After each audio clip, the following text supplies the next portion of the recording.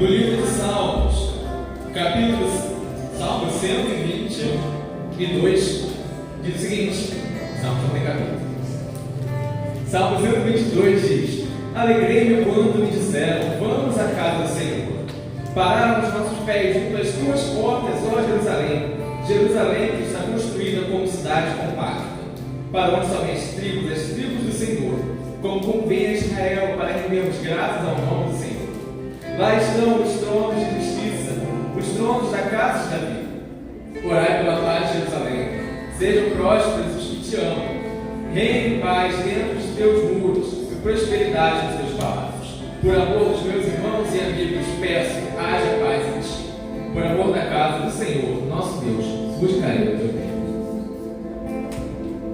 Nós devemos ser como Jerusalém, irmãos, buscando sempre a paz entre nós, buscando sempre a unidade.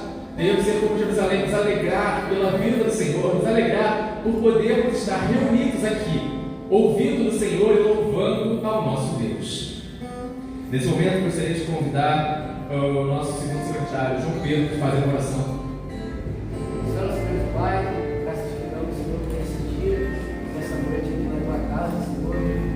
Nós te podemos, Senhor, acima de tudo, glorificar o teu nome, Pai, e ouvir a ti, Senhor, louvar o Senhor e prestar a Deus todo o nosso louvor a ti. Obrigado, Senhor, por cada irmão que veio, se dispôs a estar aqui conosco, em especial pela vida do presbítero Alexandre, que também se dispôs, Pai, a estar aqui, a ministrar a tua palavra a nós. E, Pai, que esse momento, que esse culto seja abençoador, Pai, nas nossas vidas, e acima de tudo, seja agradável para o Senhor.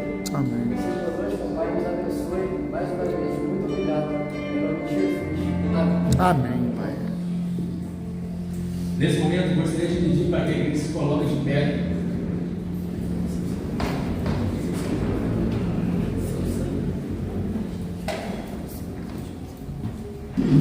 Vamos todos juntos, com o coração aberto, entoar o hino 382, Mocidade Presbiteriana.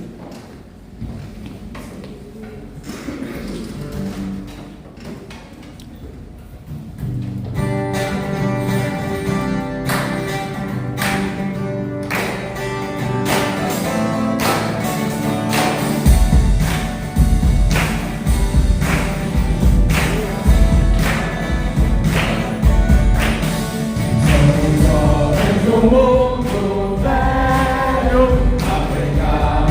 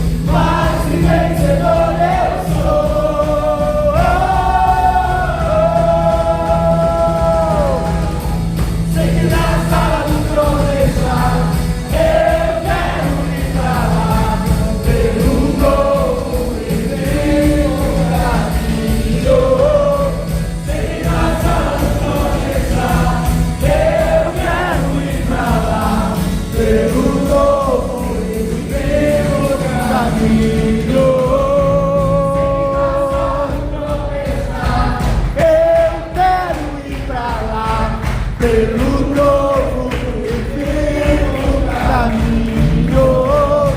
Sei que nas aulas de começar, eu quero ir pra lá, pelo novo e vivo caminho.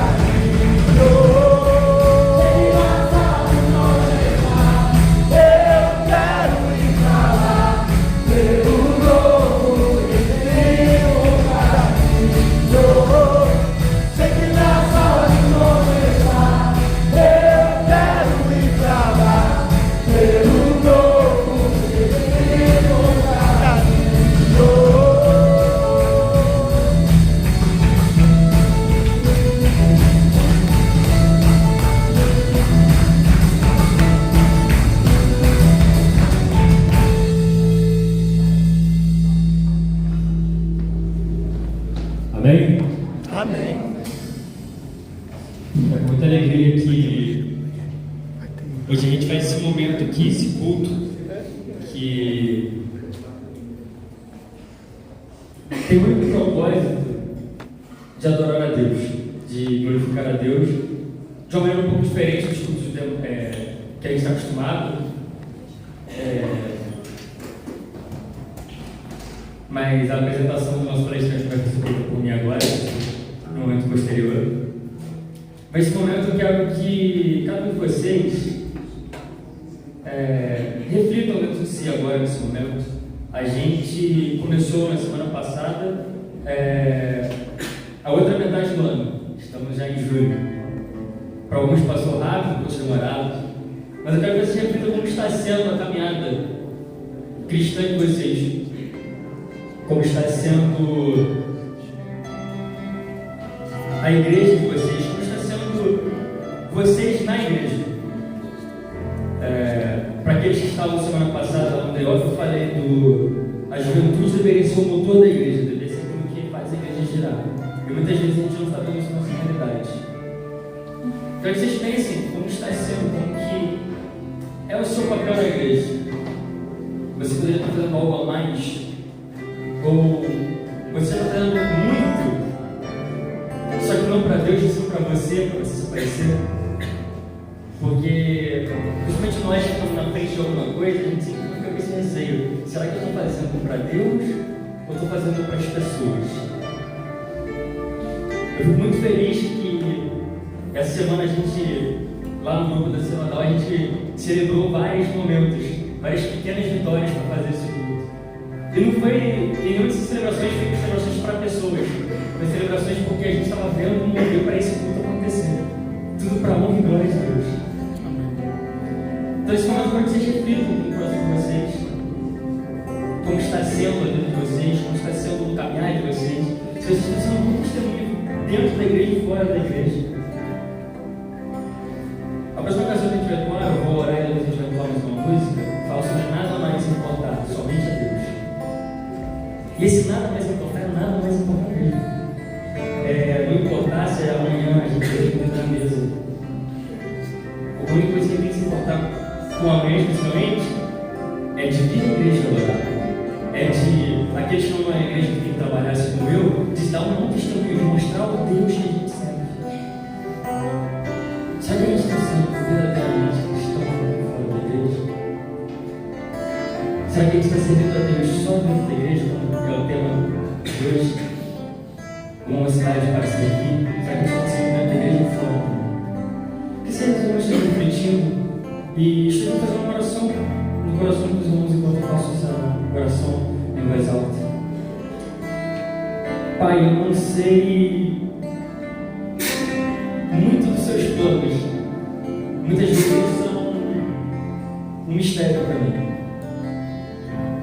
Muitas vezes a gente faz as nossas estratégias, faz as nossas vontades ali no papel, no nosso planejamento. Mas nós sabemos que a vontade do Senhor que prevalece sobre todas as coisas. Além de muitas vezes a gente não entender esse propósito, essas suas vontades, a gente até questiona. Que o Senhor possa estar vindo de encontro ao meu coração, aos nossos corações, e moldado para que entendemos a sua vontade para nós. Não falo apenas como nós, como sinodal, mas nós como igreja sua aqui em Friburgo, aqui no Rio de Janeiro, aqui nessa região serrana. Que o Senhor abra os nossos olhos, Pai, para entender as suas vontades. Que o Senhor nos guie, Pai, no nosso caminho diário. E que a sua presença seja a única coisa que importe no nosso dia a dia. Que cumprir a sua vontade seja a única coisa que importe, Pai. Que a gente se afaste do nosso eu, Pai, para viver o que é seu. Que o Senhor abençoe cada um que está aqui hoje, Pai. Que o Senhor já está preparando desde já, Pai. Que o Senhor já vem preparando, Pai, o coração, para a gente ouvir a sua palavra, Pai. E que nesse momento, Pai, a gente possa entoar uma verdade que é que nada mais importa, Pai, somente Ti. Que, independente dos problemas que a gente passa, Pai, nesse mundo, nada é maior do que estar na Tua presença. Nada é maior do que cumprir a Tua vontade. Nada é maior do que seguir Seus caminhos. No mundo teremos aflições, mas nós teremos bom ânimo, porque o nosso Salvador não apenas morreu por nós, mas ressuscitou e em breve virá, Pai, para resgatar esse planeta. E enquanto nós estamos esperando, que o Senhor venha renovar cada vez mais o nosso espírito, Pai, cada vez mais essa vontade de servir, Pai, cada vez mais essa vontade de glorificar. Essa oração te faço, em nome do Seu Filho, nosso Jesus Cristo. Amém, Senhor.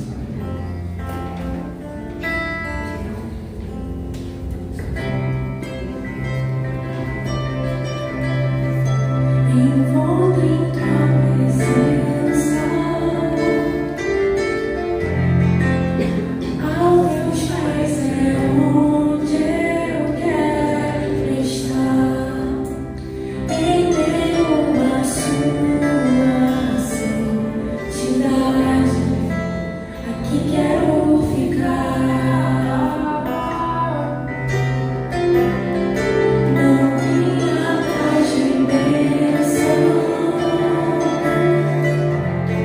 Jesus, não deves nada para mim, mais do que Tu podes fazer. Só quero a Ti.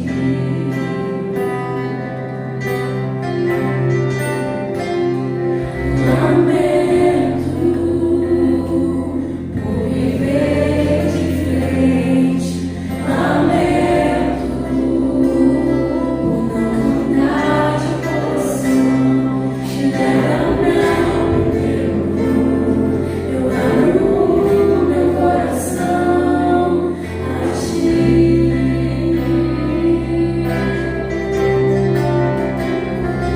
Lamento por viver seu caminho. Lamento por não ver que és meu sustento. Leva-me ao Criador. Eu abro meu coração a Ti. Envolve em Tua presença, aos Teus pés é onde eu quero estar. Em meio à Sua santidade, aqui quero ficar. Não vim atrás de bênção.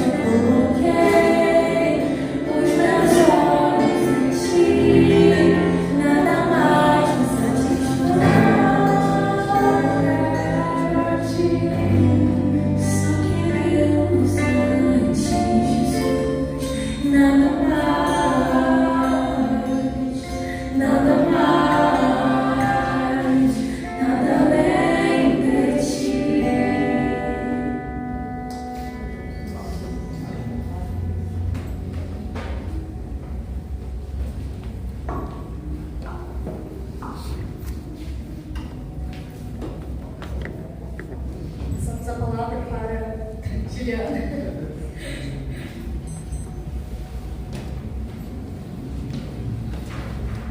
Queridos, boa noite. A gente pode sentar, Juliano? Por favor. Deixa você sentar. Gente, em nome da sua mão, nós somos muito felizes de realizar esse culto. E, como o Vitor disse muito bem, durante a semana nós temos vários motivos para agradecer ao Senhor por realizar esse culto. E já assim, de cara, o nosso preletor, a gente está aqui já foi um motivo de bênção, de agradecer a Deus, Deus colocou ele aqui e a gente teve essa oportunidade de estar aqui conosco aqui para nos abençoar. A gente sabe a importância dele na vida da mocidade. Se eu estiver errado, ele vai corrigir. São mais de uma década ele trabalhando na mocidade, na Secretaria Nacional, trabalhando para a mocidade e para o reino, servindo. Então, assim, quando a gente teve essa oportunidade, a gente falou assim, não, na hora, a gente tem que dar um jeito de coisa, porque é uma oportunidade única. Então, quero chamar o presidente Alexandre à frente. A gente é muito grato dessa oportunidade. Quem já teve a oportunidade de ouvir o Alexandre, sabe? Uma pessoa querida por todos, onde vai, pelo Brasil todo. Então a gente se sente honrado e grato a Deus por essa oportunidade de estar aqui conosco. Vamos falando, pedindo a Deus pela vida dele. Senhor, nós somos gratos, Senhor. Somos gratos por tudo que o Senhor fez e faz na nossa vida. Desde o momento que nós levantamos, Senhor Deus, a tua mão está estendida sobre nós, nos guardando, nos abençoando, Senhor Deus, e sempre possa ser um motivo de alegria, Senhor Deus. Muito obrigado por este tempo, por este culto, Senhor Deus, que estamos aqui, Senhor Deus, para, Senhor Deus, a Ti, Senhor Deus, Pai, todos os louvores aqui, Senhor Deus, a Ti, Senhor Deus, todas as palavras aqui, Senhor, todas as orações, Senhor Deus, para chegar a Sua Santa Cruz, e somos gratos, Senhor Deus, Pai, por esse privilégio, Senhor Deus, que nós temos. Muito obrigado. Senhor Deus, nós já entoamos louvores a Ti. Senhor Deus, e agora nós, Senhor Deus, humildemente queremos ouvir, Senhor Deus, o Senhor, Pai, a Sua palavra, Pai. Usa a vida do Seu servo Alexandre, Senhor Deus, o Senhor continue abençoando a sua vida ainda mais, Senhor Deus, como o Senhor tem abençoado, Senhor, tudo que eles fizerem, o Senhor possa direcionar e conduzir a vida dele. Senhor Deus, seja sempre para a Tua honra e para a Tua glória. Seja conosco aqui, Senhor Deus, é tudo que te pedimos, agradecemos, em nome de Jesus, amém. Amém. Boa noite a todo mundo, Deus te abençoe ricamente. Obrigado pelo convite, permitiu eu voltar a sentir frio, porque o Brasil é uma coisa que não faz frio lá. Se der um vento com 18 graus, está todo mundo encapuzado. Se Brasília chegasse a 10, metade da população morria. Congelado. Eu não estou brincando, não, é sério, é mais ou menos isso aí. Então a gente está aqui, é uma gratidão por algumas coisas. Eu fui tentando puxar pela lembrança a primeira vez que eu vim em Friburgo. E se eu não me engano, se minha mente não falhar, foi em 2004. Eu era vice-sudeste da CNN que teve um evento aqui. Então, você não era E de lá para cá. Não, de lá para cá é interessante que aqui no Alto da Serra, Deus foi dando bons amigos. O Claudinho está aqui, a gente já se conhece há bastante tempo. Rodriguinho, Marcelo. Rodriguinho, Marcelo, Marcelinho. Roberto, que a gente está aqui trocando experiência agora. Aí temos ali o Felipe, que está aí, daqui a pouco vai ser o pastor Felipe.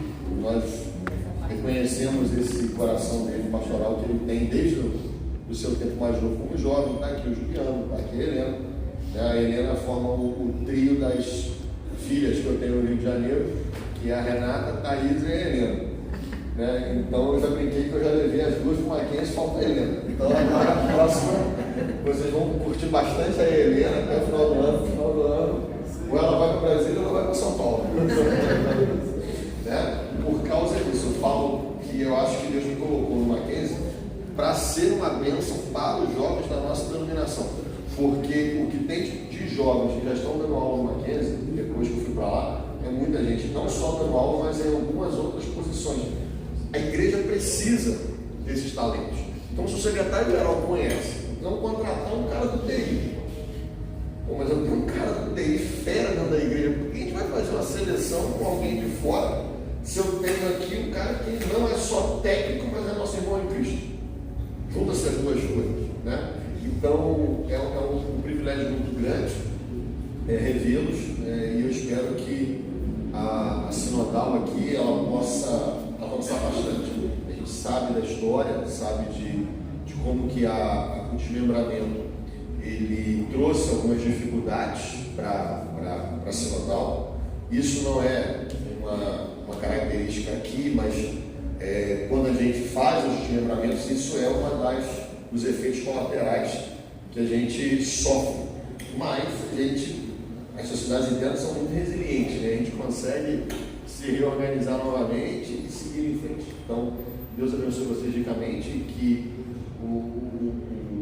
a colheita de novos eleitos do Senhor que estão aqui perdidos pela cidade possam estar caminhando para a nossa casa, para dentro dessa casa, para que o nome do Senhor seja glorificado. Isso não é para a gente, é para Ele. Uma igreja cheia não é motivo de alegria ou vaidade. Uma igreja cheia é o povo do Senhor reunido para louvar o nome dele. Isso faz diferença. E que a gente possa correr atrás. Tem muita gente para evangelizar aqui na cidade, então cada um aí fazendo a sua parte. Eu queria convidá-los na segunda carta de Paulo à igreja de Corinto. Segunda carta de Paulo à igreja de Corinto, capítulo 3. Segunda carta de Paulo à igreja de Corinto, capítulo 3, versos 1, 2 e 3. Eu vou tomar a liberdade de ler para vocês a partir da NVI, tá bom? Será que com isso estamos começando a nos recomendar a nós mesmos novamente? Será que precisamos, como alguns, de cartas de recomendação para vocês ou da parte de vocês? Vocês mesmos são a nossa carta, escrita em nosso coração, conhecida e lida por todos. Vocês demonstram que são uma carta de Cristo, resultado do nosso ministério, escrita não com tinta. Não, Bota pertinho. rapaz, eu estou quase abandonando o microfone para ir no pulmão. Eu vou fazer isso. Olha isso aqui. Hábito de professor de cursinho das antigas, quando você dava aula para 150 pessoas numa sala, não era uma aula, eram 10 aulas, né? Repetindo então novamente, versículo 3. Vocês demonstram que são uma carta de Cristo, resultado do nosso ministério, escrita não com tinta, mas com o Espírito de Deus vivo, não em tábuas de pedra, mas em tábuas de corações humanos. Eu acredito que cada um aqui, se estamos há algum tempinho dentro da igreja presbiteriana, a nossa denominação tem a característica de fazer estudos bíblicos, contextualizando e analisando os livros da palavra de Deus. Isso começa na adolescência, nas classes de EBD, a gente fala, ó, o livro do Gênesis foi escrito sobre tal contexto, por tal pessoa, né? A carta de Paulo, que escreve para a igreja de Corinto, ela foi escrita, depois ele escreveu uma segunda. Reparem que essa habilidade ou essa facilidade está presente para a gente como presbiteriano. E uma característica interessante é que Paulo escreve para uma igreja que estava cheia de problemas. Parece que não é novidade, né? Se a gente parar e pensar, quem não tem problema? Mas era um momento de transição. O evangelho tinha chegado, os apóstolos estavam pregando por toda aquela região da Ásia Menor, e igrejas estavam se formando. E Corinto era uma cidade extremamente cosmopolita, porque era um porto. Então passavam-se todos os tipos de pessoas por ali. Então imaginem a construção da cultura de Corinto. Era uma cultura mista, era uma cultura miscigenada, era uma cultura com várias características, mas particularmente com a característica grega. Eles pensavam como os gregos pensavam. Pensavam política, economia, pensavam sobre descoberta, sobre leitura, pensavam sobre fenômenos religiosos a partir de uma perspectiva grega. Procurem se lembrar, por exemplo, quando Paulo vai ao Areópago e faz uma discussão com os atenienses, né? Ali Paulo faz citações de pensadores gregos. Determinadas frases ali não são de Paulo, determinadas frases ali são Paulo citando autores, mostrando para eles, olha, segundo aquele autor, segundo aquele camarada que falou, eu estou usando o que vocês têm para mostrar para vocês esse Cristo. Aí quando ele fala da ressurreição, mas olha, sobre isso a gente vai te ouvir depois. Aí estourou por quê? Porque a ideia da matéria era profundamente presente para os gregos. Corinto, então, pense, era um grupo de pessoas com essa forte influência grega na sua mente. Então, a igreja começa ali e vai dando problema. Ela vai dando problema. E Paulo escreve, então, a primeira carta. Procura tratar sobre questões culticas, litúrgicas, procura tratar da questão da ceia, que gasta um grande espaço na sua primeira carta. E aí ele vem e escreve agora a segunda carta para despertar o quê? Olha só, vocês avançaram, vocês caminharam como cristãos, mas vocês estão pensando ainda como gregos. Esse texto, ele traz um alerta porque estava havendo um choque de cosmovisões diferentes. Havia uma cosmovisão que Paulo estava trazendo a partir do Evangelho, mas eles não conseguiam romper, não conseguiam desarraigar da sua cosmovisão grega, helênica, daquele tempo sobre o mundo. E aí Paulo fala para eles assim, olha só, vocês, a fala de vocês, o comportamento de vocês, o lugar que vocês frequentam, a roupa que vocês usam, tudo isso está dizendo quem é você. Isso está sendo demonstrado. Só que agora você já não é mais como você era antigamente. Você agora é outro. Então você tem que começar a entender que tudo que você fizer está apresentando ao reino ao qual você pertence. Essa chamada está contida nesse texto. E ele fala assim, vocês são carne de Cristo. Ele usa na primeira parte, né, uma expressão chamada carta de recomendação, que no grego é a carta dada pelo embaixador. Ou seja, ela vem com um poder muito grande. Olha, eu estou falando em nome de, eu estou tratando em nome de fulano, ou do meu país. Qual é o nosso reino? Qual é o nosso reino? Aqui? O reino dos céus. Então você não é mais cidadão desse reino, você é cidadão do reino dos céus. Você então recomenda, você recomenda então o reino dos céus. Você recomenda o quê? As características do reino dos céus.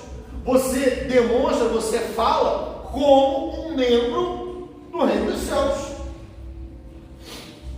Na hora que eu estava chegando, a van do aeroporto vai até a locadora de carros, tinha uma família, aparentemente argentina, né? E claramente chegando ao Brasil, todo mundo para Búzios, Cabo Frio, né? E na fala deles, né, uma tranquilidade, andando na saída do aeroporto, celular na mão, né? Aquela coisa assim que você vê, é estrangeiro. Isso aí não é dos nossos, não. Por quê? Porque no país dele, ele pode andar com o celular na mão em boa parte das ruas de Buenos Aires. Não tem nenhum problema. Então ele estava se comportando como o quê? Como um cidadão do seu próprio país. Mano, você não está no seu país. Você está em outro país. entendendo essa cara? A gente, quando passa pela conversão, nós deixamos de ser cidadãos desse tempo e passamos a ser cidadãos de um outro tempo, de um outro reino, de uma outra linguagem, de um outro comportamento, de uma outra vestimenta, de uma outra forma de ver o mundo. E se isso não incorpora na gente, a gente não consegue evidenciar e demonstrar essa questão. E aí entra o tema do sermão: credibilidade. A igreja proclama o reino, mas não vive esse reino. Então, quando determinadas pessoas começam a perceber, ter uma noção do Evangelho, você não vive isso, você está falando. Você fala que você frequenta tal lugar. Ou seja, não há credibilidade no nosso quê? No nosso discurso. Estão entendendo? Essa chamada, ela tem uma consequência. E eu quero te mostrar 5 passos que a palavra de Deus me dá para que eu transforme a minha mente, para que eu transforme o meu comportamento como cidadão do reino dos céus, que eu possa expressar isso. Primeira forma, que para mim é a mais difícil, que está lá em Mateus 16, 24, 25, quando Jesus diz: disse Jesus a seus discípulos: se alguém quer vir após mim, a si mesmo se negue, tome a sua cruz e siga-me. Porquanto quem quiser salvar a sua vida, perdê-la-á. E quem perder a vida por minha causa, vai achá-la. Gente, é o texto bíblico mais difícil.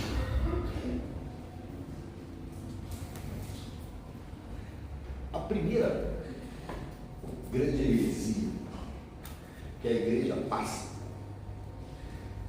é sobre a humanidade e a divindade de Cristo. Foi a primeira grande heresia que chega. Por quê? Porque nós, seres humanos, não conseguimos lidar com coisas, com situações em que você não está sob o controle dela. Se você não está controlando, aquilo não é muito legal. E aí, o que acontece? Expressamos isso através de características espirituais ou ritualísticas, em que nós precisamos colocar em objetos ou atos a nossa espiritualidade. Se aquilo não acontecer, será pensado? Os meninos tocaram muito bem aqui agora. Vou fazer o culto sem música? Ah, não é culto. Será mesmo? Nossos irmãos na China não podem fazer um culto como nós estamos fazendo aqui agora. Não tem culto. Nossos irmãos na China não podem andar com a Bíblia. Nós podemos. E lá é culto. Então, peraí, o que está acontecendo? Estão entendendo? Se determinadas coisas não estiverem presentes, a nossa verbalização sobre a espiritualidade, ela vem contaminada. Nossa, esse louvor foi tão frio. Expressão muito comum, né? Nossa, sermão hoje, ai, Jesus! O pastor meteu a primeira, mas não conseguiu engatar a segunda, a terceira, a quarta, aquela coisa. Tá? Aí você fala, peraí. A palavra é culto, certo? Culto é aquilo que você o quê? Não é aquilo que você recebe. Então, se você já vem para a igreja no sentido de culto, de esperar receber alguma coisa, meu amigo, pode ir para casa. Você está no lugar errado e está fazendo a coisa errada. Você vem para oferecer, você não vem para receber. Nossa, saí do jeito que eu entrei. Mas o que você deixou? Você não vem para a igreja para poder se sentir bem. Você não vem para a igreja para poder se sentir acomodado. Você não vem para a igreja no sentido de que alguma coisa vai acontecer com você. Não. Isso não é culto. culto é você sair de casa pensando assim: o que eu vou ofertar ao meu Deus, aquele que é o meu Senhor, Criador dos céus e da terra, aquele que tem o domínio sobre todas as coisas. A minha concepção é diferente. Eu estou pegando esse exemplo para que você entenda o negar a si mesmo.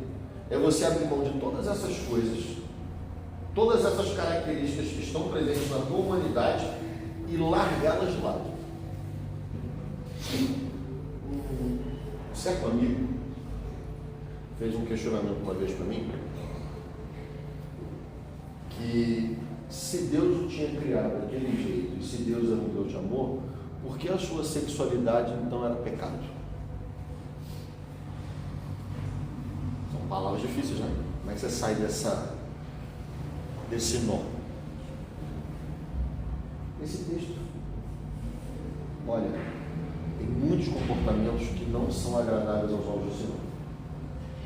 Se você está achando que Deus te criou assim, é para que você negue isso, tome a cruz e siga Ele, ainda que doa, ainda que seja difícil, ainda que seja pesado, ainda que seja profundamente desgastante, porque não é isso que Deus quer para você.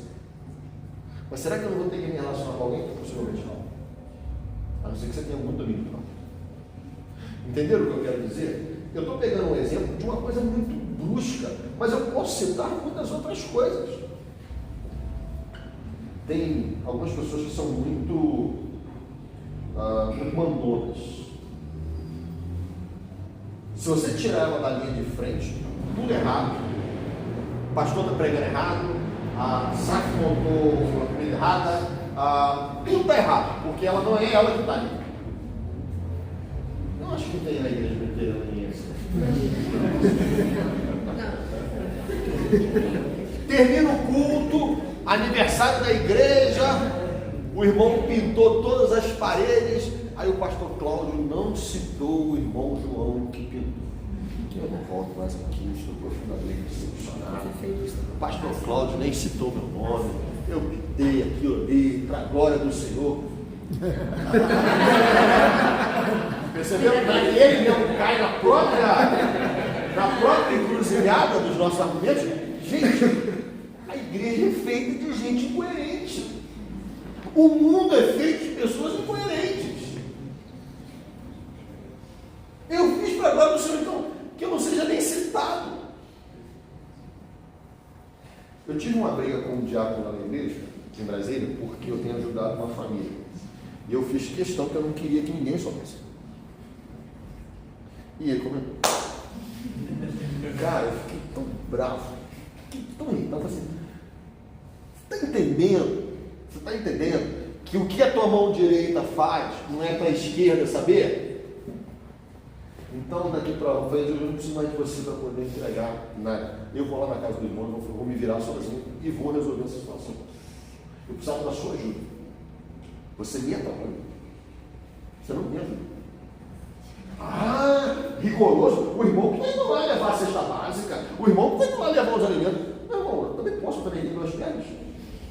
Não é só ele que faz isso. Então, qualquer um que tenha duas pernas pode fazer exatamente a mesma coisa. Perceberam?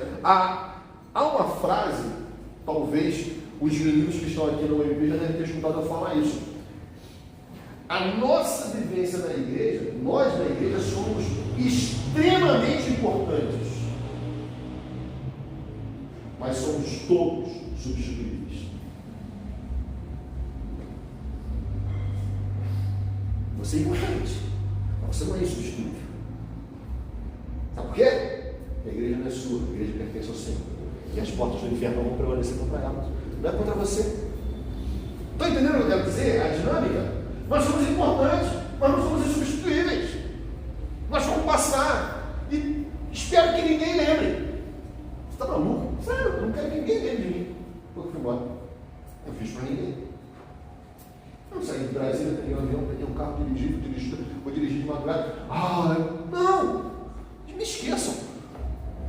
Vamos concentrar no novo secretário, vamos concentrar na nova diretoria. Esse momento aqui é o momento do novo secretário. Não esquece o passado, não precisa se lembrar disso não. Não quero ser citado.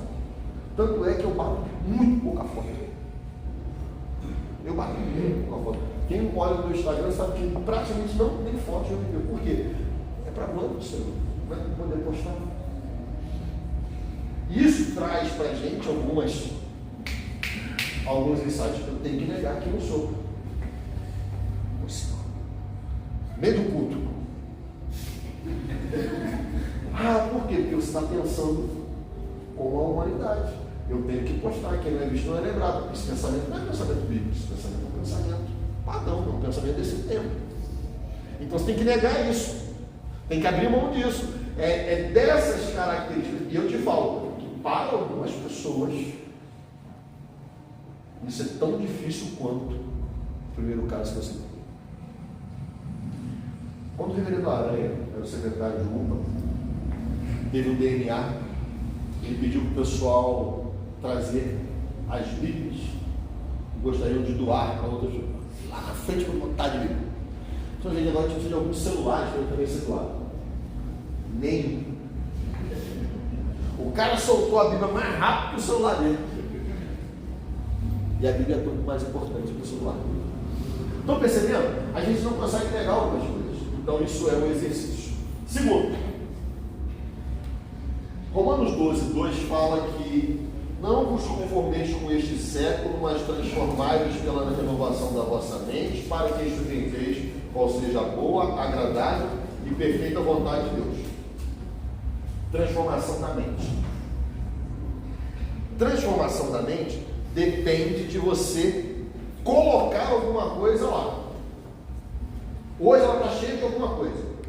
Eu quero tirar isso e colocar uma outra coisa nova no lugar. É como se eu falasse assim, a Helena é formada em letras, professora de português. Então ela tem uma mente em que ela trabalha com escrita, com leitura, com ouvir,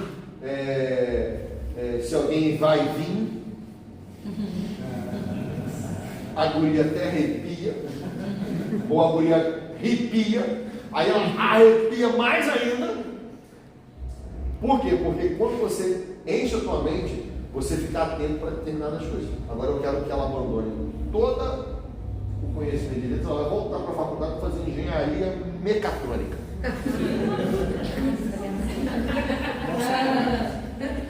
Vai não? Por que eu estou chamando a atenção? É como o Evangelho, ele vai vir para a sua mente para fazer isso. Ela vai deixar de pensar como uma linguista e vai começar a pensar como uma engenheira. Mas ela só vai começar a pensar como engenheira se ela começar a estudar e entender como é que a engenharia é. Senão não adianta. Aí eu tenho noção. Né? É igual que sabe aquela galera que você fala que ele sabe tudo? Motor de avião. Eu tenho noção. É impressionante. E a gente viveu tempos aí que a internet tornou todo mundo especialista em alguma coisa. É impressionante. Você está no grupo de WhatsApp, os caras discutem teologia. O pastor não sabe não. Discutem linguagem, discutem a engenharia, e aí a gente não está transformando. Porque você acha que sabe tudo. Está no final da história? Sabe nada. Nunca lemos tanto como lemos agora. Na história da humanidade, o número de palavras lidas por dia é um recorde. Mas não conseguimos fixar a atenção. A média dos estudantes brasileiros, adolescentes do ensino médio, eles não conseguem se concentrar mais de uma página e meia de um texto. Ele lê uma página, virou, está na metade e acabou, já se perdeu. Ele não consegue passar para 2 páginas. Se a média, se a média é assim, tem gente que não está conseguindo começar a ler. Estão entendendo o que eu quero dizer? Você tem que transformar a sua mente. Se você não abastecer ela, você não transforma, porque não tem parâmetro. O parâmetro não pode ser a cultura. Foi o que Paulo chamou a atenção da briga de cosmovisões. Você está pensando como o grego. Eu quero que você pense como o evangelho. E como é que você pensa com o evangelho? Conhecendo o evangelho, transformando esse evangelho em algo extremamente presente, entranhado em vocês. E traz para a gente aí uma reflexão profunda. Transformai-vos pela renovação da vossa mente, para você experimentar a boa, agradável e perfeita vontade de Deus. Boa, agradável, perfeita. Boa, perfeita. E Agradável não é muito não. Que dói. Quando Deus opera na gente em alguns pontos sensíveis, dói. E aí ela deixa de ser agradável. Como imaginar uma cacetada do Senhor sendo agradável? Estão entendendo? Transformando a sua mente, até as coisas negativas se tornam positivas. Talvez o Guedes vai lembrar, vai fazer 14 anos que a minha filha caçula faleceu. E foi muito interessante que ela ficou doente e faleceu. Na hora que ela faleceu, estávamos em casa, eu, minha esposa e a Clarice, a mais velha. E aí fomos buscar a Luísa, que era do meio e depois passou a ser a mais nova. Quando a gente recebeu a notícia, a primeira coisa que a gente fez foi pegar a Bíblia estava perto, estava em cima da cama, a gente abriu e aquelas coisas que o Senhor opera, abre no texto de Davi. Quando ele se levanta, vai comer, toma um banho, por quê? Não tem mais o que fazer. Agora a criança já morreu. Eu estava triste, estava angustiado, estava orando antes, agora não tem mais o que fazer. Literalmente falando, Cláudio, tomamos banho, trocamos de roupa, almoçamos, fomos buscar a Luísa. Depois que a gente foi para o hospital, não tinha mais o que fazer. Não ia sair de lá. Então, isso é uma experiência que a gente teve com Deus que me permite hoje, se determinadas coisas acontecerem comigo, eu falo, agora não tem mais o que fazer. Agora já foi. Tinha o meu momento de preparação é aqui, na hora que eu estou orando. Aconteceu, agora acabou. Não tem mais o que fazer. Mas essa experiência, se você não tiver com Deus, se você não passar por ela, você não consegue incorporar isso para transformar o quê? A tua mente pensar de forma diferente. Terceiro, a gente precisa compreender o amor na igreja. João 13, 34 fala: novo mandamento vos dou, que vos ameis uns aos outros, assim como eu vos amei, que também vos ameis uns aos outros. Vamos lembrar? Teve um camarada, Gago, que foi chamado para liderar um povo. Como ele não falava direito, o irmão dele falava por ele. Quem que era esse camarada? Moisés. E aí, Deus chama Moisés lá no monte e fala assim: Moisés, sobe aí. Moisés sobe e volta com tábuas de pedra, com 10 normas, que nós passamos a chamar de decálogo ou 10 mandamentos. Confere? Desses mandamentos, 4 são verticais e 6 são horizontais. 4 estabelece a minha relação com Deus e 6 estabelece a minha relação com os homens. Jesus vem e faz o seguinte, vou resumir isso aqui em 2. Então ele fala assim: ama o Senhor teu Deus de todo o coração e ama o próximo como a ti mesmo. Se você amar o próximo, você não vai furtar, você não vai matar, você não vai dizer falso testemunho, está entendendo? Ele resumiu. E aí botou essa norma: ame o próximo como a ti mesmo. Aí depois, já Jesus vai se soltando, vai dando os milagres, vai dando raio para tudo quanto é lado, né? Igual o filme do Thor, né? Tem gente que acha que é assim, né? Jesus vai ganhando corpo, a coisa vai andando, e ele fala assim: vocês têm que começar a entender, sabe? É como o aluno do seminário, chega um determinado momento que, se ele ficar parado, ele vai ficar atropelado, porque nenhum professor mais do terceiro e do quarto ano vai ficar esperando ele. Ele espera no primeiro ano, uma certa ajuda no segundo. Agora, meu irmão, quando entra no terceiro e no quarto, é por tua conta. A máquina está descendo ladeira abaixo. Se você não segurar, você fica para trás. Jesus já estava nesse ponto do seu ministério. A coisa já estava andando. Aí ele fala assim: eu quero que vocês ganhem um novo mandamento. Eu quero que vocês amem ao próximo como eu amei vocês. Não, Jesus, aqui já era pesado. Agora o senhor está subindo o nível? Não, Jesus, isso está bem maluco. Os caras devem ter começado a conversar com ele assim, né? Jesus, olha só, você é Jesus. Pô, você ama todo mundo. Mas na fundação do mundo você já amava. Mas a gente, tem um moleque aí que não dá pra amar, não. Tem uns caras aí que se não tiver uma ripa perto da gente, eles não conseguem nem conviver, tem que descer a ripa do cara.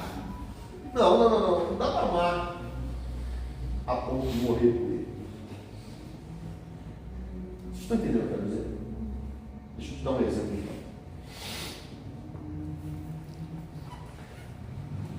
Supondo que aqui na igreja alguém precisasse de mim. Vai ter. Alguns vão ficar meio comovidos. Mas quem está precisando do rim foi o Juliano.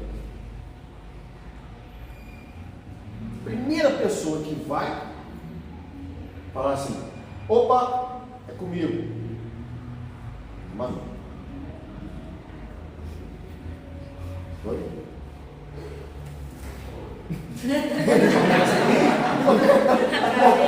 Porra, aí não.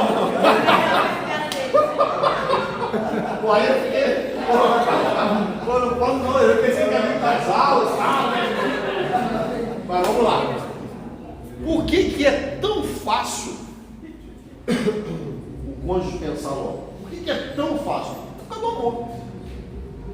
Está entendendo? A motivação é o amor. Não é uma motivação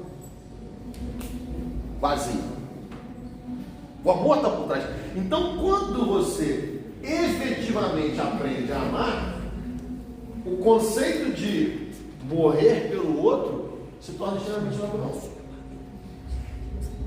Mas como é que você ama a esse ponto? Você tem que conviver, tem que se relacionar com gente, tem que se relacionar com pessoas.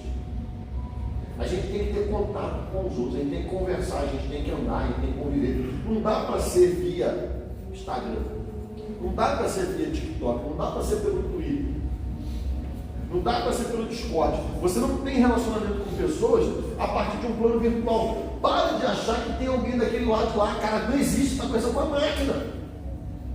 Cai a ficha. Você está conversando com uma máquina. Que pode ser qualquer coisa que está ali do lado de lá. E quando eu falo qualquer coisa, não é qualquer ser humano, não é qualquer coisa mesmo. Pode ter mais bizarrice ali que a gente não imagina. Estão entendendo essa dinâmica? E a gente está ali, pô.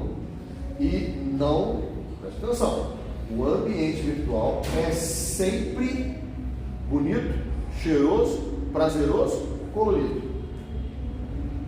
Não vem as angústias que estão por trás, as frustrações que estão por trás daquela condição. A partir agora, dia 22, a aula volta lá em Brasília. E eu proibi o celular na escola. Está proibido. A utilização do celular vai gerar advertência. A segunda, uma advertência assinada pelo pai, e a terceira, uma suspensão. Só que a quarta não começa tudo de novo, não. A quarta já é uma suspensão de 3 dias. Então, não vai usar celular. Está proibido o celular. Só que os pais estão encurralados porque a maioria das grandes escolas de Brasília tomaram a mesma decisão. Eu vou embora. Pode ir? Para onde? Para onde? Para qual escola você vai? Se todos estão fazendo a mesma coisa. Caixinha, travada, coloca o celular lá dentro, fecha a caixinha, só abre quando terminar o último sinal. Por que a gente está falando isso? Porque isso não está fazendo bem, isso está afastando pessoas. A maioria dos casos de bullying são bullying virtuais. São os comentários que se fazem nos ambientes de adolescência em que eles são detonados. Que eles são detonados uns com os outros nesse ambiente. Que tipo de amor é esse? O amor ali agora, o acolhimento vai fazer grande diferença. Profunda diferença.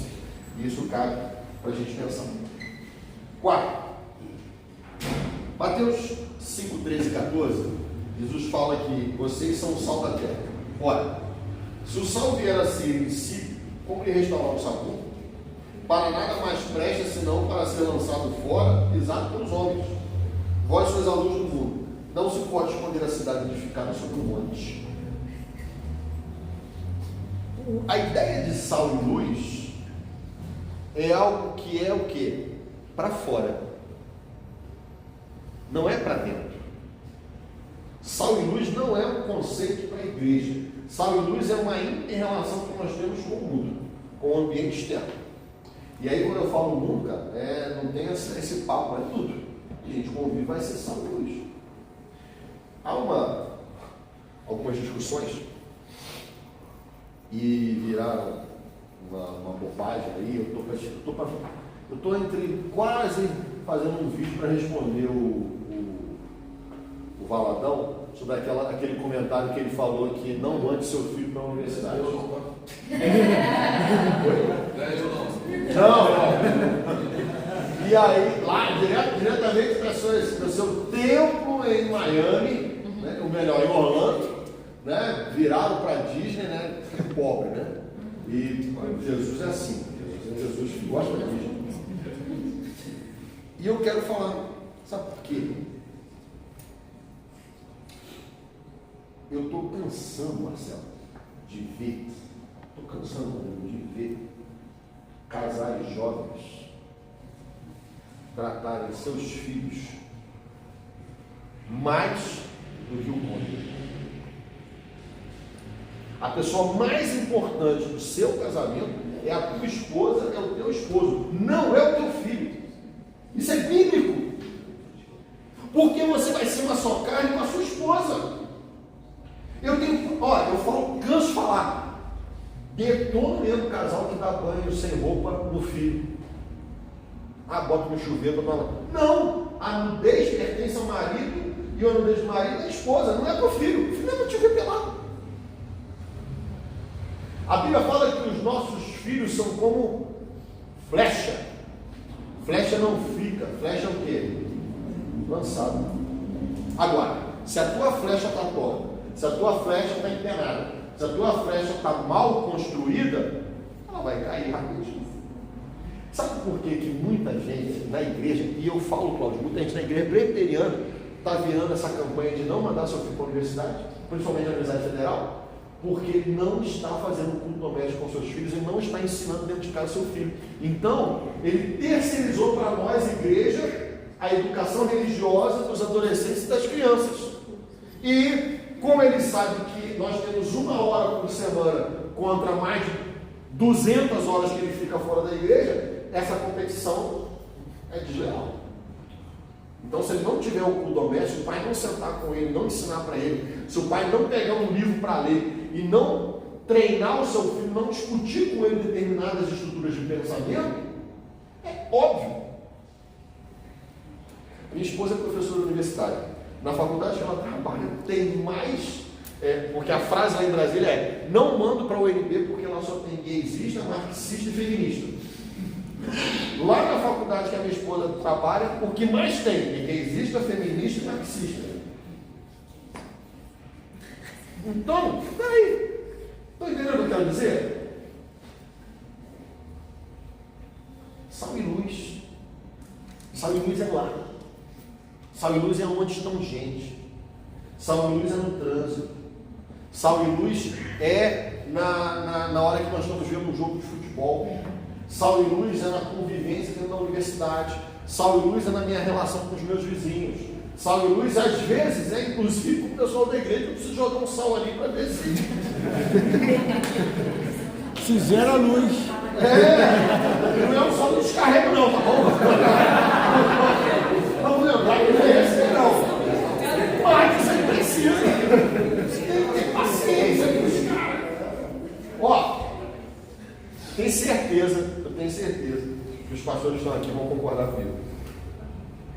Quem mais dá trabalho é crente antigo.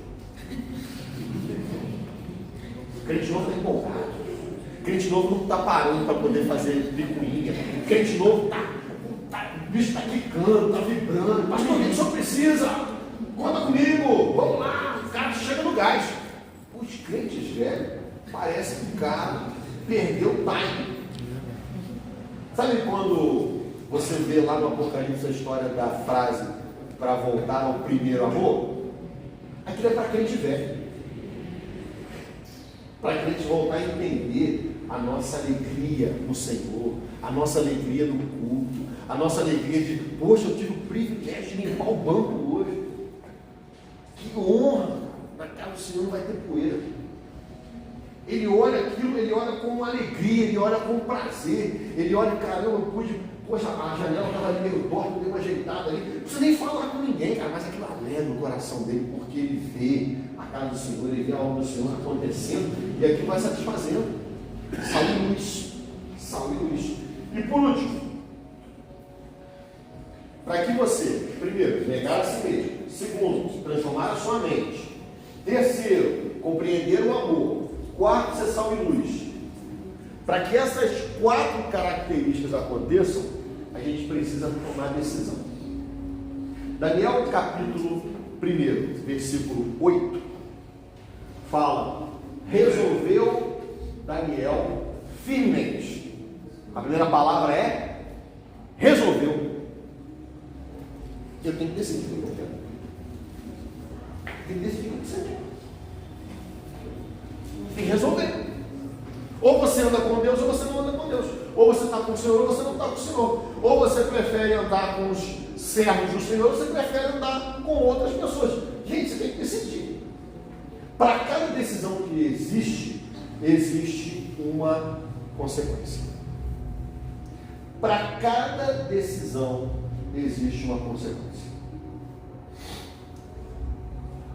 Você é engenheiro? Já terminou? Não? Mas já fez os cálculos? Já calculou 1, 2, 3 e 4? Porra. Então já veio a teoria do caos. A teoria do caos, uma borboleta batendo as asas lá na Indonésia, pode provocar um vendaval aqui. Que isso é loucura, isso não existe. Grupo do WhatsApp, vi um doido falando que a borboleta provoca furacão. Aí você tem que entender que as movimentações moleculares do vento, aquelas provocações, elas podem ser potencializadas, pode haver uma transferência de energia entre moléculas que pode levar a determinadas consequências em outros espaços decorrentes daquele. Choveu pra caramba no Rio Grande do Sul, né? Porque a água do Oceano Pacífico ficou quente. É o lindo. Eu estava conversando, explicando para algumas pessoas que cada ano a temporada de furacão, um ano é feminino e um ano é masculino. Esse ano é um ano masculino. E agora tivemos o segundo furacão da temporada, que foi o Bradley. Já foi mais intenso que todos os furacões do ano passado. E foi só o segundo. E a temporada de furacões só deveria começar no meados de agosto. Nós estamos no início de julho. A ciência tem falado isso há muito tempo. Muitas coisas iriam acontecer. Nossa, não vamos acreditar na ciência não. Preste atenção. Há uma coisa na palavra do Senhor chamada graça comum. Há um conceito teológico. E eu peço que depois você pergunte ao seu pastor sobre isso. A graça comum implica que Deus deu conhecimento a seres humanos para expressarem e reconhecerem a glória dele e reconhecerem a criação. Então, por isso que tem astrônomos, tem médico, tem engenheiro, tem linguista, tem biólogo, temos todo um conjunto de múltiplas profissões e áreas de conhecimento em que a gente vai tentando entender um pouquinho daquilo que Deus criou. E Ele criou relações harmônicas.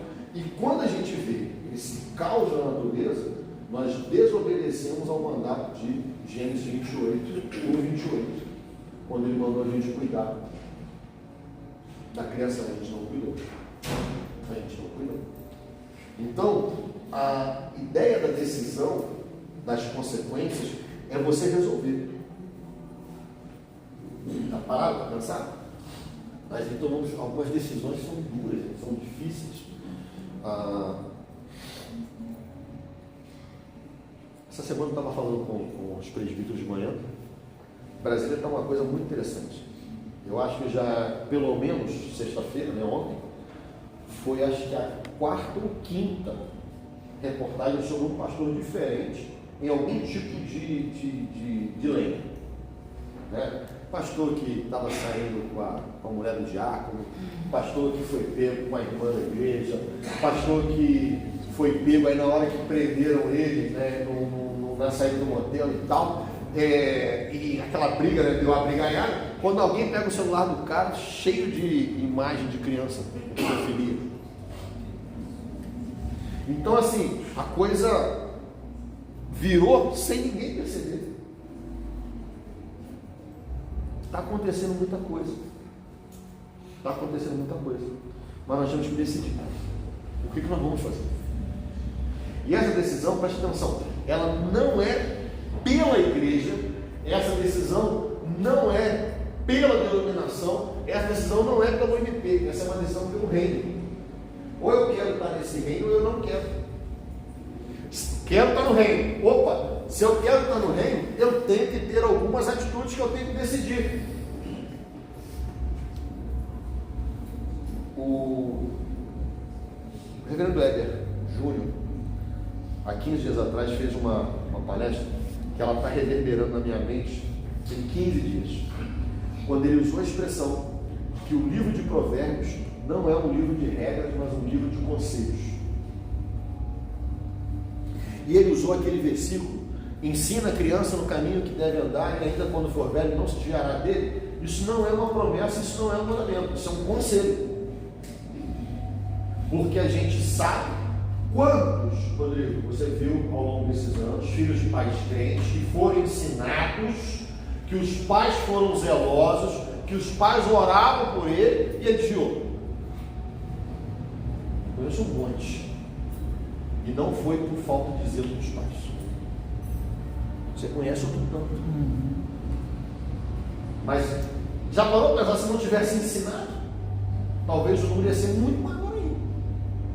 Então, quando você está aqui dentro, agradeça a Deus pelos seus pais terem te ensinado alguma coisa, porque a gente espera que você já chegou até aqui, que você não se desvie. Você não se desvie. Né? E aí, por isso eu estou dizendo para você, não olhe para a gente, não olhe para a denominação, olhe no reino. Foca no reino. Foca no reino. Tome decisões em prol do reino. Não tome decisões em prol de conveniências, em prol do reino. Decida em função do reino. E aí tome consequentes decisões na sua vida, por mais dolorosas que sejam, por mais difíceis que sejam. Tome decisão. Ela vai te atrapalhar se você continuar. Deus te abençoe ricamente. Deus abençoe a Sinodal, as federações aqui representadas. Deus abençoe cada igreja do nosso sínodo. E Deus abençoe os pastores que estão aqui. Que o ministério possa ser um ministério abençoado. Os presbíteros que estão aqui. Que Deus encha vocês do Espírito Santo. Que a gente possa fazer diferença. Que a gente possa fazer diferença. E essa diferença começa com decisões. Tome decisões. Tome decisões. Não é mais um tempo de brincadeira. Jesus está voltando. Jesus para de falar isso. Não se esqueça de Jesus está voltando. E se ele voltar, quem não estiver pronto não vai subir. Estar na igreja não significa nada. Ser dizimista não significa nada. Ser ter seu nome no hall do MP não significa nada. Eu quero saber se seu nome está escrito no livro da vida. Esse é o que vale. A gente às vezes é curioso que presbiteriano tem muito isso. Não, o cara tem que ir para a igreja, tem que estar na igreja, está na igreja. Às vezes é na igreja, né? Mas não é igreja, é reino. É reino. E que a gente entende que na igreja ele se expressa na nossa coletividade, no nosso culto coletivo. Não existe culto individual. O culto bíblico é um culto coletivo. Nós ofertamos as nossas orações, nós fazemos as nossas devocionais, mas o culto, ele é prescrito na palavra de Deus para ser público e coletivo. Portas abertas e com o povo de Deus reunido. Deus te abençoe. E abençoe a nossa sinodal. Prazer gigante estar com vocês. A equipe de música está de volta aqui. Vamos lá, estamos tocando aí. E Deus te abençoe. Tá? E que seja um tempo. Amanhã, escola Escola dominical, tá? É 9 horas, né, pastor? Aqui é 10 horas. Aqui é 10, para dormir mais um bocadinho. Aqui é 10. Então, pastor, lá é 9? Pode? 9h30. Então todo mundo para a igreja amanhã, ninguém chegar atrasado, já começa a decidir aí, ó. Vou decidir não chegar atrasado no culto. Boa! Né? E já começa amanhã.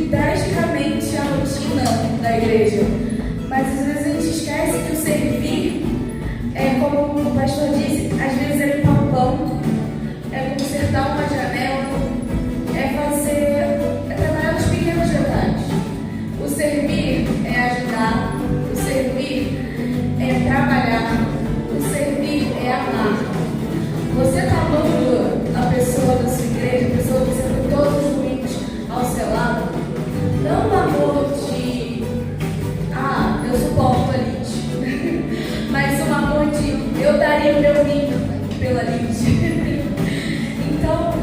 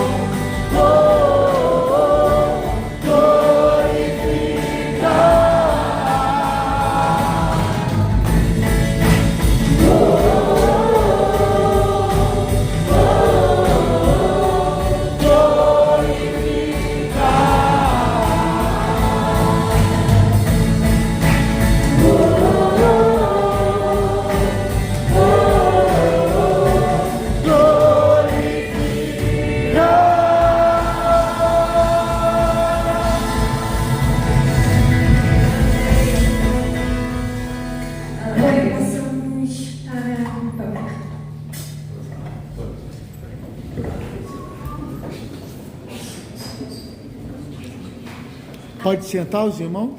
Pode sentar, gente. Não, para todo mundo em pé.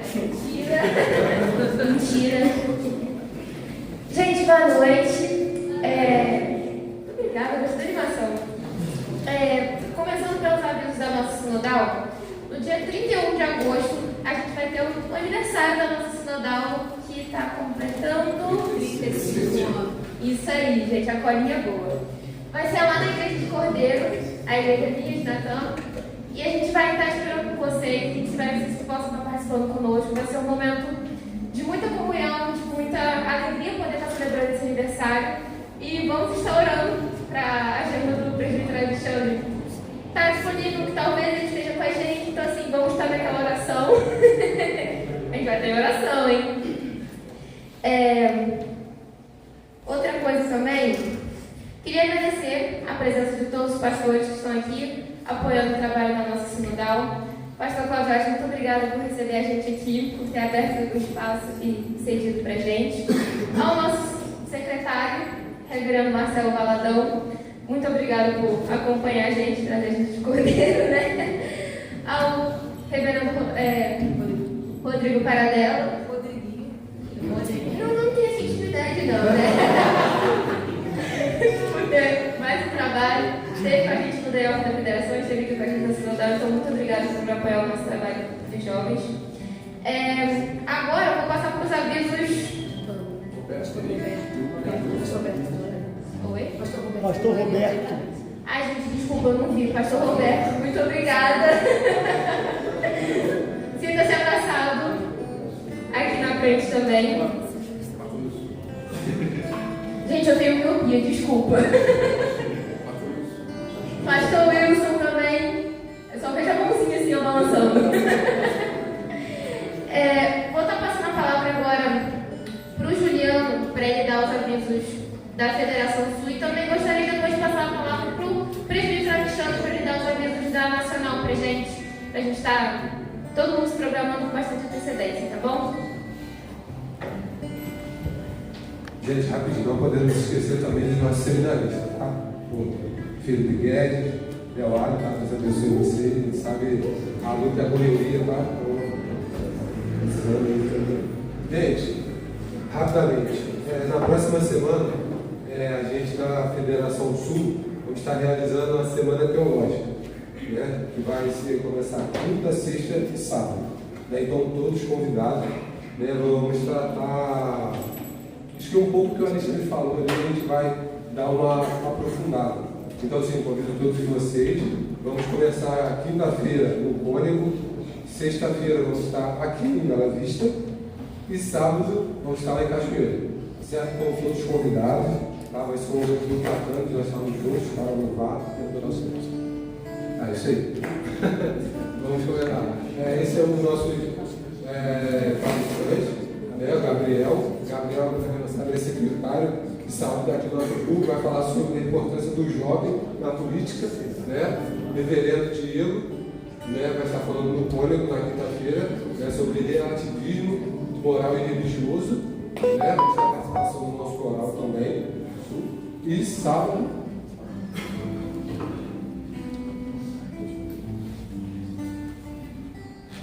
nosso secretário sinodal, reverendo Marcelo, vai estar falando do jovem e sua missão no Cachoeira.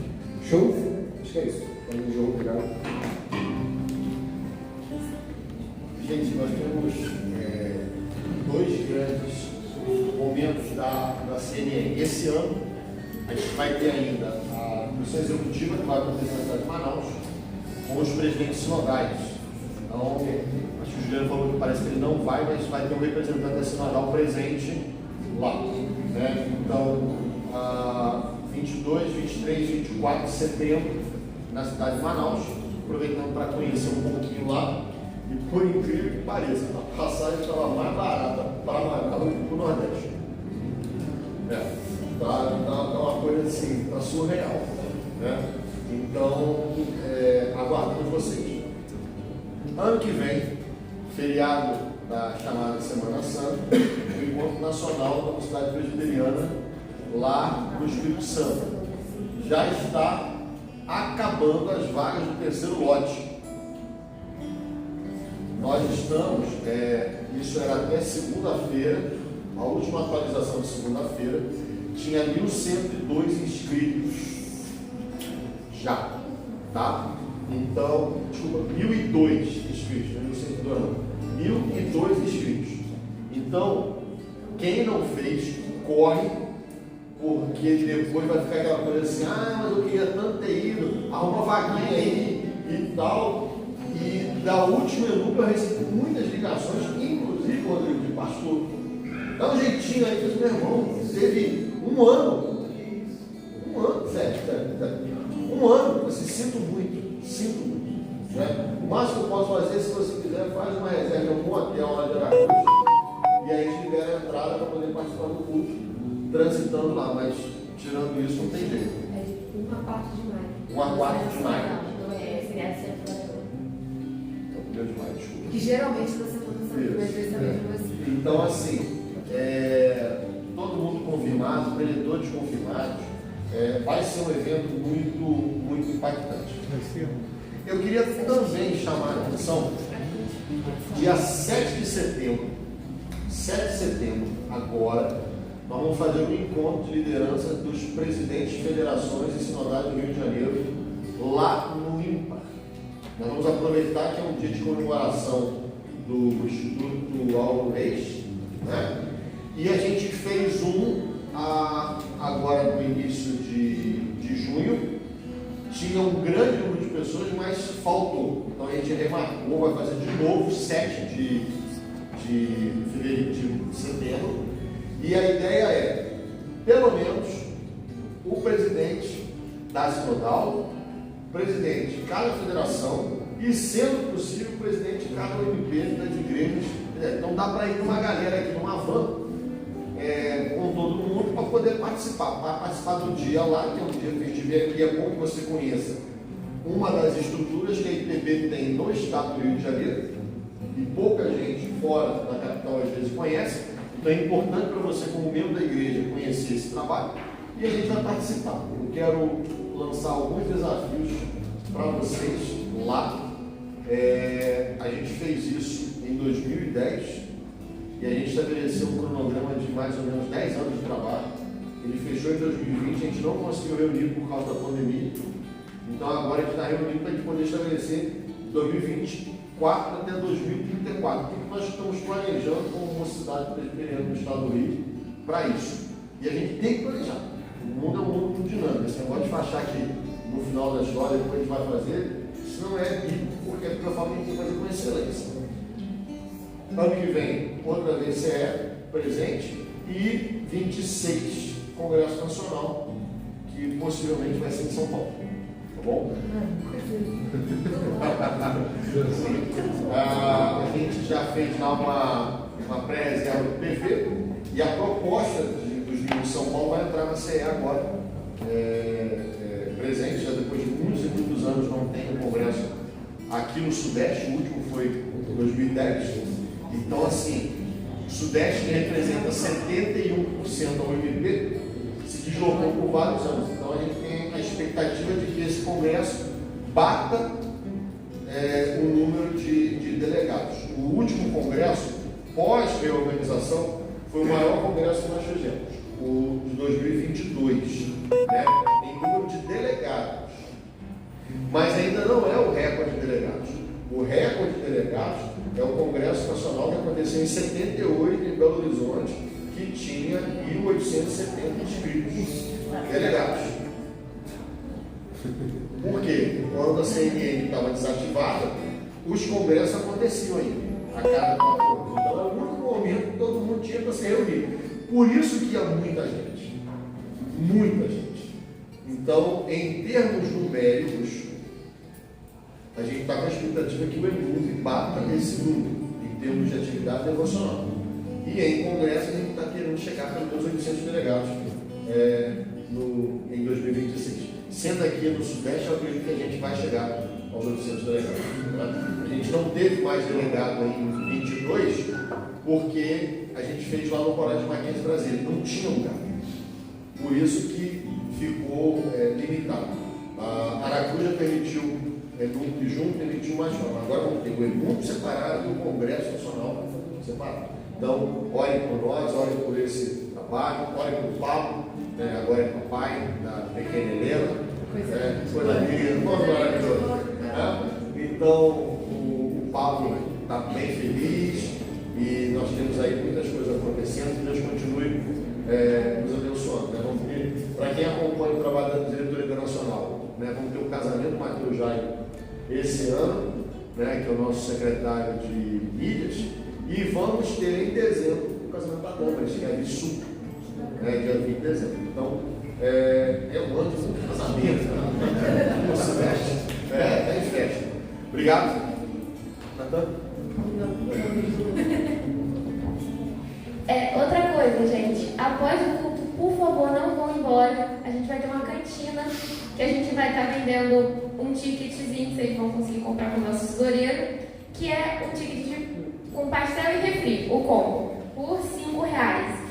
Bem precinho de banana. Então, assim, esteja conosco, esteja nesse momento conosco de comunhão. Se eu não estou me esquecendo mais de nada, eu vou pedir ao reverendo Cláudio Aires aqui esteja orando e impetrando a bênção para finalizar. Amém, irmãos. Graça e paz. Vamos nos colocar de pé. Vamos orar, vamos falar com o Pai.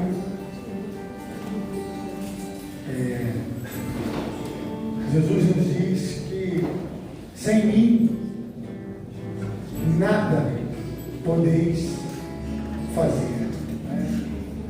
Que cada jovem, o Brasil precisa de uma juventude muito forte. Nosso país precisa de uma juventude muito comprometida. Que Deus esteja usando a vida de vocês. E às vezes eu me coloco no lugar de vocês e a gente pode pensar assim: que sou eu? Mas eu queria que você pensasse assim: sem Jesus você não pode fazer nada. Mas eu quero que você pense ao contrário. Com Jesus, o que você pode fazer? Se sem Ele nós nada podemos, com Ele, vocês podem revolucionar esse país no poder do Espírito Santo. Deus abençoe vocês em nome de Jesus. Oremos. Pai nosso, Teu é o reino, Tua é a honra e a glória. Obrigado porque o Senhor nos escolheu. Não fomos nós que escolhemos o Senhor, mas obrigado porque o Senhor nos escolheu. Obrigado porque o Senhor escolheu esta juventude aqui. Cada jovem que está neste lugar é escolhido pelo Senhor. Mas obrigado pelo teu propósito em escolher esses jovens. E a nossa oração é que eles vão, para que eles sejam sal e luz, para que eles alcancem as suas faculdades, as suas escolas, o seu trabalho. O Senhor chamou, o Senhor nos escolheu, não é para ficarmos aqui dentro da igreja, mas é para que vades e deis fruto. Senhor, abençoe para que essa juventude frutifique para a tua honra e glória, e esses frutos permaneçam, Senhor, para a tua honra e glória, Senhor, e para que todos possamos viver em oração, em comunhão, em pleno acesso ao Senhor. E aquilo que oramos em nome de Jesus, o Senhor há de realizar, porque no nome de Jesus há poder para mudar e transformar. Ó Pai, e agora nós rogamos que o Senhor também, Jesus que nos deu essa missão, o Senhor escolheu a cada um para que a gente se ame verdadeiramente, para que haja nessa juventude um verdadeiro amor, como Jesus nos amou. Ajuda, ó Pai, para que cada jovem encontre no jovem da sua igreja um irmão que o ama de verdade, Pai, que o ama como Jesus amou, e assim estaremos, ó Pai, exaltando o Teu nome, sendo sal e sendo luz. Muito obrigado por esse encontro, por tudo que o Senhor falou conosco aqui. Leva-nos, ó Pai, debaixo da tua graça, debaixo da tua bênção, debaixo do teu poder, debaixo da tua palavra e debaixo da vitória que há no nome de Jesus, o nosso Salvador. É em nome de Jesus que nós oramos, gratos. Amém. Levante suas mãos, ó Pai, em oração nesse momento de rogar a bênção do Pai. Coloque diante dele a sua vida. Ele é teu Pai. Se você tem algum pedido, fala: Pai, eu gostaria dessa bênção. Fala com o Pai, coloque diante dele agora. Amados irmãos, amados jovens, que aqui se encontram diante do Pai, que o Senhor vos abençoe, que o Senhor vos guarde, que o Senhor resplandeça sobre vocês o seu rosto e vos dê paz, e que o amor de Deus, o nosso Pai, que a graça de Jesus, o nosso Rei, o nosso Salvador, o Todo-Poderoso, aquele que está para voltar e buscar a sua igreja, que a alegria, a consolação, o domínio, a comunhão do Espírito Santo esteja sobre vós, irmãos, e sobre todo o reino de Jesus espalhado sobre a terra, não só hoje, mas para todos sempre. Amém e amém, meu Deus. Amém. Dá um abração no seu irmão que está do seu lado aí, da mocidade de outra mocidade, da outra federação. Diga, meu irmão, Deus te abençoe, Deus suja a sua vida. Isso, aproveita e vamos comer pastel, meus irmãos.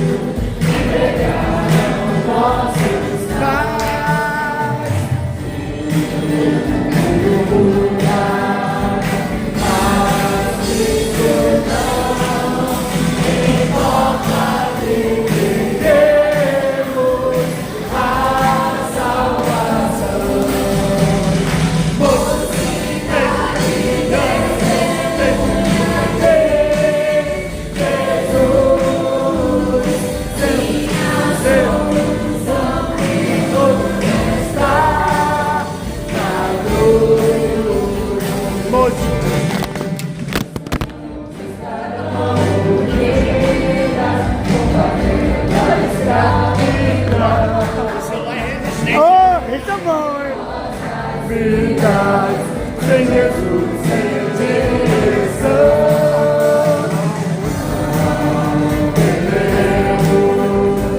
o tentador, sabemos pelo mesmo, sem tentador,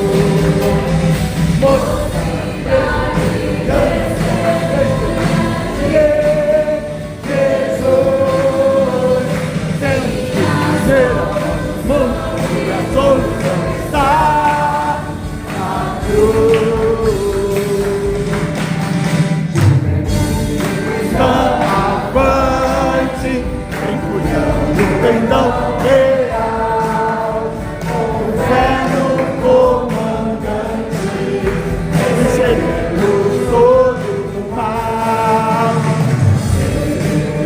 testemunhar Jesus, Senhor, falemos sempre de Jesus, sempre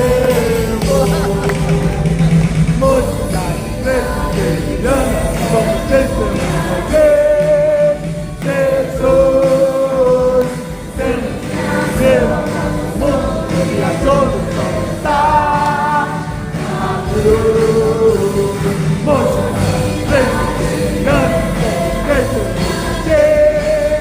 Jesus, ser amor e a solução está na cruz. Alegres na esperança, alegres na esperança, fortes na fé, dedicados no amor e unidos no trabalho.